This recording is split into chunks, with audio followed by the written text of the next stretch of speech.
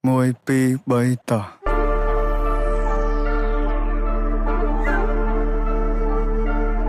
អញអត់ដឹងនិយាយមួយពួកឯងមិន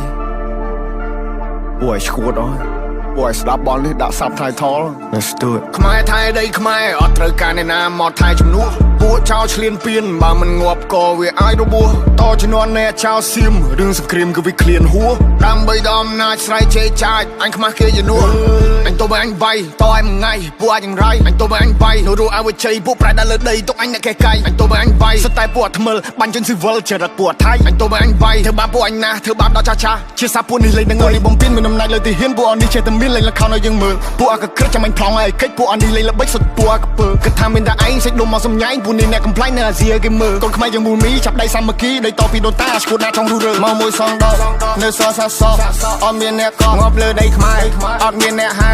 ពួកអាបសោអញមានឈាមខ្មែរដូនតាអញថែដល់ទីបញ្ចប់ពួកនេះលប់ឡាយមានសាសនាដែរតែធ្វើដោយលប់អោពិភពលោកជួយដឹងឮផងថាស្រុកខ្មែរបបាដែរមានចោលក្បែរលបងចោលមើលឮដែរសុំជួយចាប់ផងចេញដែនដីអញឯង not below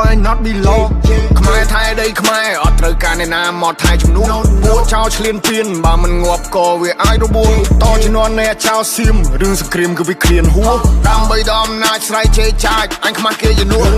អញទៅអញវាយតឲ្យមួយថ្ងៃពួកអាចយ៉ាងไรអញទៅអញវាយនោះអវជ័យពួកប្រែដល់លើដីទុកអញអ្នកកែកៃអញទៅអញវាយសិតតែពួកថ្មិលបាញ់ជនស៊ីវិលចរិតពួកថៃអញទៅអញវាយធ្វើបាបពួកអញណាធ្វើបាបដល់ចាស់ជាសាពួកនេះលេងនឹងអី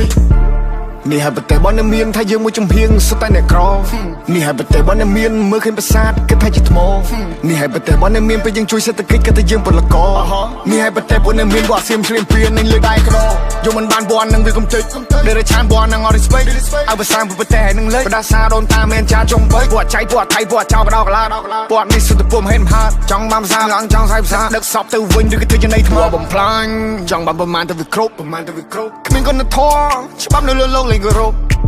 អញចង់តែកាត់សាញ់បើទៅឲ្យធ្លីមកទំនប់ You play with my people you die in the battle ឲ្យទ្រូងឲ្យចំហអើបើខ្លាំងឲ្យចូលមកអ្នកទប់ពេលនេះពួកយើងសាមគ្គីមានសត្រូវបន្ទុសារាយគេចង់គៀបយើងស៊ីពួកនឹងលេបទឹកមាត់តែដីស្រុកខ្មែរអត់ free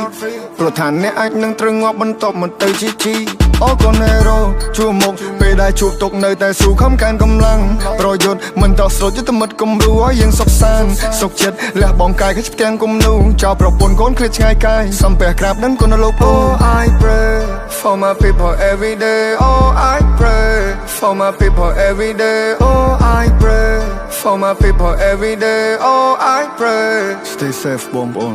សុខភាពទាំងអស់គ្នា